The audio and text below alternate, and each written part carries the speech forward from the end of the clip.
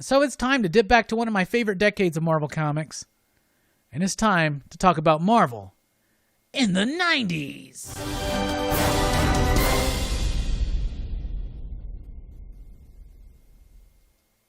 And tonight we're talking about Ectokid, #1 from Razorline, from the mind of Clive Barker.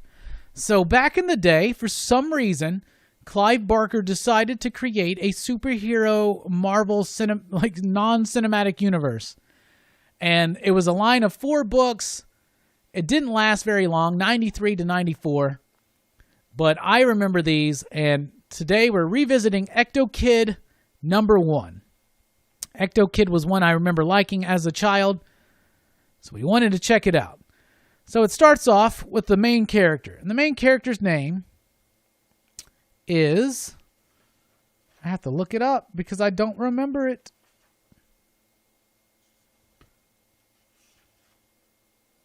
Oh my goodness, where is it? Anyway, it's about this dude. And so it starts off and he's just running. And it's like, this is a very clunky comic, okay? So it starts off and he's just running from these dudes. You don't know why. And as he's running, the world changes and he's in this weird realm where the pavement becomes cobblestone and all the people become these weird, like, demonic-looking beings and crazy caricatures or whatnot. And then it flashes back and this dude's a thief in New Orleans. And so he's going through this hotel and he's stealing stuff, and these 3 women show up and basically throw themselves at him, and he winds up in bed with them. Turns out they're succubi, but he wakes up, and if you notice, he's got one eye open there, and he looks, and then he sees them for what they truly are, these hideous women and these nasty creatures all around him, and he freaks out, and he's like, I'm bolting, I'm out of here, I'm gone. So then it flashes back, and now we're caught up, right? So he's running, and then he shifts into this other dimension, which we find out is the Ecto realm. This is something we find out throughout the rest of the book. This lasted only 9 issues. It's got some interesting tidbits, though, right? So he's running from these dudes, and all of a sudden this big-nosed guy with a sword shows up, and he's talking like old school, and he basically saves them, but then he just ditches that dude, and they don't even get back to it. And then it introduces these other 2 dudes who are brothers who were making a deal with this witch, this dead witch that's possessing the one brother that's in the chair right there, right? Okay, so they made a deal that she would send her succubi there to lure him in. He would slip into the Ecto realm, and then he would be vulnerable and they can kill him. Something special about this dude. And then it ends right after that with this kid like freaking out. And literally, that's the issue. Like, that's the freaking issue. Okay, so there's not much to it. So there's the copy right there. First of all, it's got this really, really dope, like, embossed chromium type cover.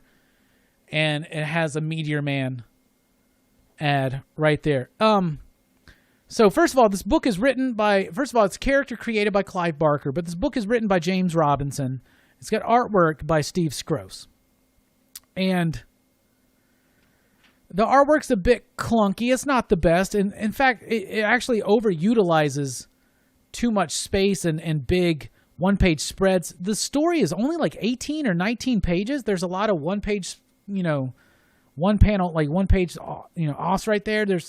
It goes by really quick, and honestly, not a lot happens. Like, Ectokid is about this dude. By the way, none of this is revealed in this issue, but Ectokid is the story of a dude who was birthed by a human woman, but fathered by a ghost, right? So he's half ghost, half human, and he can see the ghost world in one eye and the human realm in another eye. And these are powers that are activating when he's a teenager, and that's what's going on. That's why he wears the eye patch. You see it right there. It's a lot more to it. But this is written by James Robinson. Now, this whole concept of Razorline was first introduced in this first cut, like, little book. Hyperkind, Ectokid, Hokum and Hex, and Saint Sinner. Those were the books. And each of these have previews of all 4 of the books. Okay, so there's another little story in here of Ectokid that is written by James Robinson. But what's really interesting is in this Ectokid story, which is pretty decent, and it's a decent enough setup to this to kind of work together, but that should have been in here because this ends with the lead into, I think, Hyperkind. That's also in here. So if you already read this and then you overpaid for this embossed foil cover, right? You overpaid for this. You only got like 18, 19, 20 pages. Like it was like 18 pages of story, I think. And it was really quick and brisk, and you learned nothing about the concept. But you learn a lot about the concept in these pages because each concept is introduced by Clive Barker. So that's cool. And in fact, Clive's introductions to the characters make the book seem way more interesting than they actually are. But you have a little afterword about Ectokid written by Wachowski. And I think that's Lila Wachowski. Of course, at the time. But, so that's really interesting. And what's really interesting is after 3 issues, James Robinson left this book, and both Wachowskis were writing this book with Steve Skroce doing the artwork. Steve Skroce, of course, did Matrix work.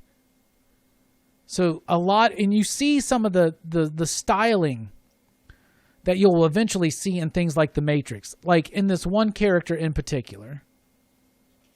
I'll just point him out. Look at that dude right there. Just, you can see some of the influences stylistically early on from The Matrix. Because the Wachowskis worked on Ectokid. And as recently as last October, it was announced that they were trying to develop this as a series. So Ectokid still lives. Still lives. Now, overall, this book was not very good. It's not a good first issue. It barely introduces the concept. You really have to have had the Razorline one-shot that came before with a beautiful freaking cover, by the way. And by the way, it promises what Clive Barker did for horror, he's about to do for superheroes. Promises unfulfilled, but there's a nugget of a great concept at the beginning of each of these. I just don't think Clive was very hands-on with how it was done. It's really cool to see the Wachowskis be a part of this, so it's definitely an interesting oddity for me to have in my collection. And maybe one day we'll go through more of the Razorline, because there were 3 other superhero books. And there was also like a Ectokid Unlimited or Unleashed kind of big finale to wrap it up. But if I ever met Clive Barker, this would be one of the things I would want to get him to sign, to be honest with you. So I thought that overall, Ectokid is an interesting idea. It's really a cool concept. It's a nugget of time where there was just so many damn books. Malibu debuted at this time, a bunch of others, and it was just a way oversaturated market. We think the market's saturated now. It was way oversaturated back then.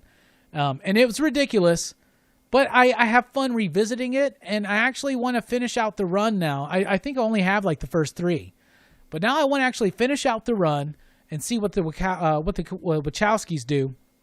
And I don't know. It's an interesting oddity, I would say, in the world of comic books. But that was